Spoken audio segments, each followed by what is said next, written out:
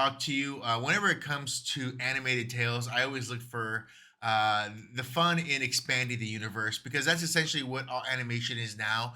Is we have the characters, but we get these brand new stories, and more importantly, we get to kind of expand all the characters. So whether it's Catwoman or Batwoman, or we have some new villains, Black Mask, things like that. So I want to first ask you, what is your relation now after like really getting into? I know that you were, rumblings of talks for Batwoman yourself, but getting more into the DC universe. Were you always kind of into the DC universe yourself, or did you find yourself more there when you found more of an interest in it? Like, where was your feet One of planted? my favorite one of my favorite things growing up was Batman the animated series. I thought it was so brilliantly done. The animation was incredible. The performances were incredible.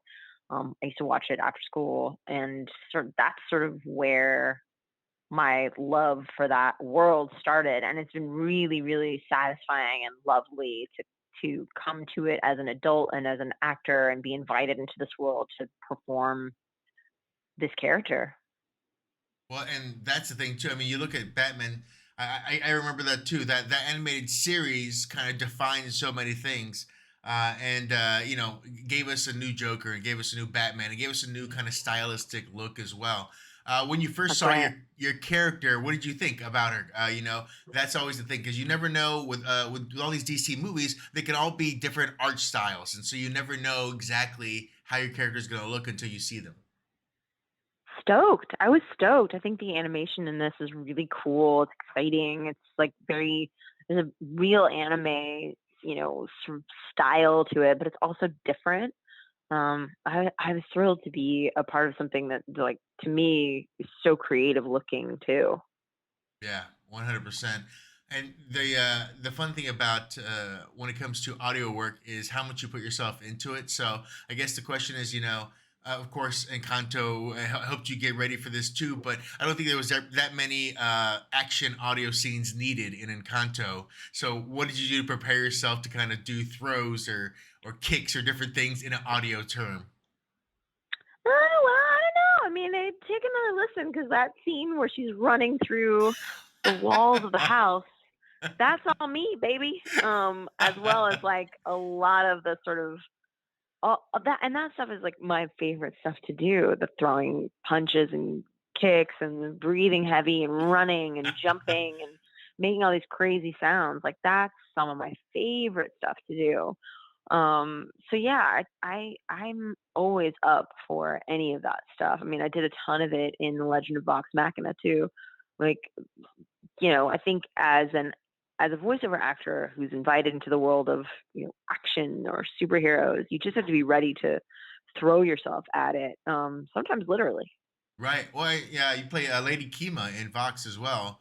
What was that Yeah. process like? Because that one, that animated is a little more vulgar and a little more straightforward in what it's trying to do as well sometimes too. I would say that being in the world of, like, I guess, quote unquote adult animation, is really fun because it explores these sort of more mature, more complex sometimes themes. And that's really fun. I mean, it's always fun for me to curse because unfortunately slash fortunately, that is the way that I talk most of the time. Um, so that improv does not, the apple doesn't fall far from the tree in regards to some of that improvisation in Lady Kima. Um, but yeah, like I just always have like a good time exploring these different characters and like who they are and what they're about and where their truth kind of stems from. 100%.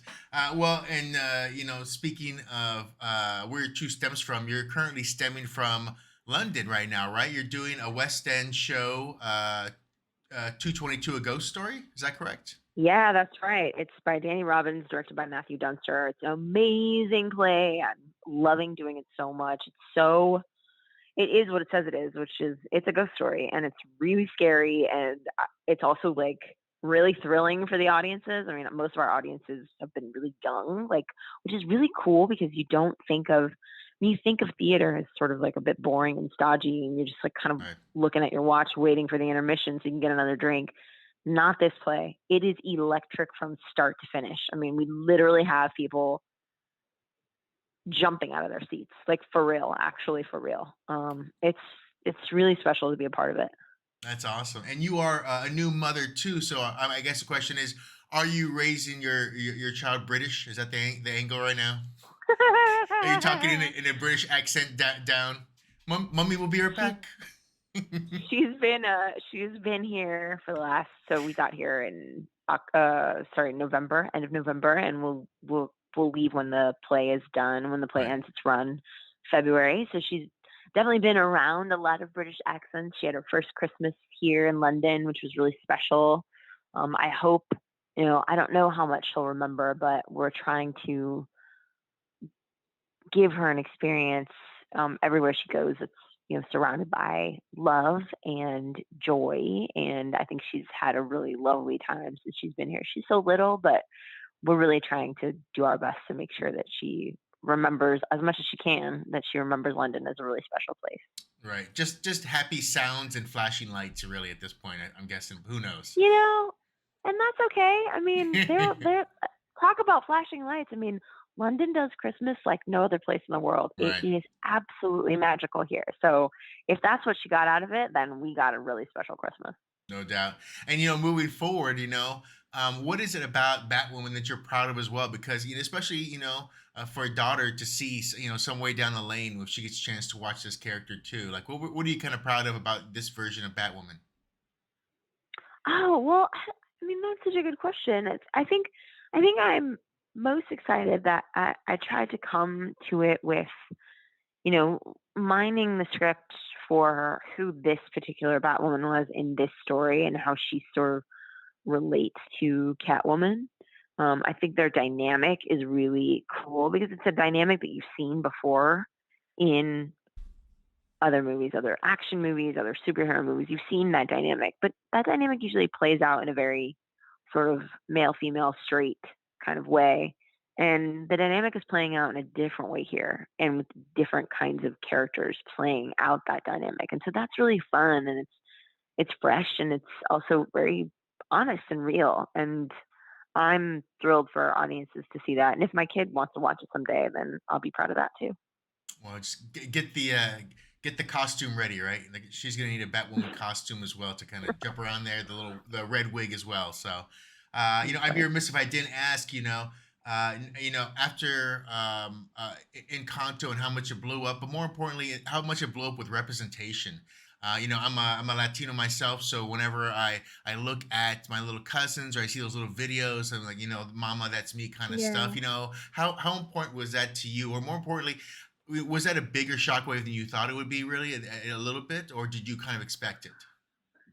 I don't know that I thought about it in the way that I don't think any of us could have expected the reaction. Anytime that you're making something, writing something, being a part of something creative, you hope that people respond to it and you know respond to it positively.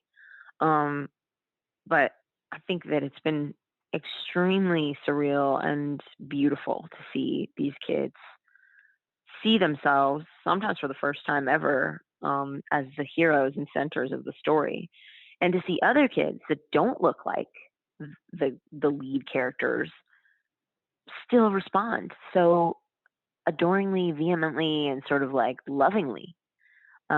Which just goes to show that like it doesn't have to be one kind of person as the center of the story. It doesn't have to be the kind of person that you've always seen. It can be other kinds of people, and yet audiences will respond to truth and humanity, and that's been really, really special. I think that's something that like I knew. I've always known that about storytelling, but it's really cool to see it played out through children's eyes. You know. 100%. And I guess I should ask too. Across the pond, are we still talking about Bruno? Is it as big there as it is here? When It it is a number one hit in the UK. It is number one on the pop charts. I've got an award from the official charts company, and it is the first Disney original song in the 70 years of the UK charts, tracking what's hip and cool. It is Disney's first number one in the UK, number one original song, which is like amazing. It's been incredible. They sort of delivered this really cool award to my house, and I went online to to see who else had won it. And one of the first pictures that popped up was Elton John holding the same award, which is nuts. It's absolutely crazy. And I'm extremely grateful to be a part of it. Yeah, well, now you have a conversation started with Sir Elton John. I think that's a key, I, really. yeah, that is key because how do you start a conversation with Elton John? Yeah, how do you exactly? Well, I'm glad that that door is open to you now, and we look forward to seeing you back in the states. Is there anything coming forward for you? Looking forward, I know there's some shorts you're working on, some other things too, and I know that right now you're probably just focused on finishing up this stage production, and then of course being a mother. But is there anything you're looking Yeah. forward to in your world, or you're just trying to be you right now? That's exactly right. I'm just trying to stay present. We have 2 more weeks left of the run. We've sold out houses almost the whole way through, and I'm loving doing this play. I think it's absolutely brilliant. I'm so thrilled to be, performing on the West End, which is a big deal for a Latina, especially. It's a really magical moment. I'm just trying to be present for all of it. That's fantastic. Well, I want to say I absolutely loved Catwoman Hunted, and your Batwoman adds more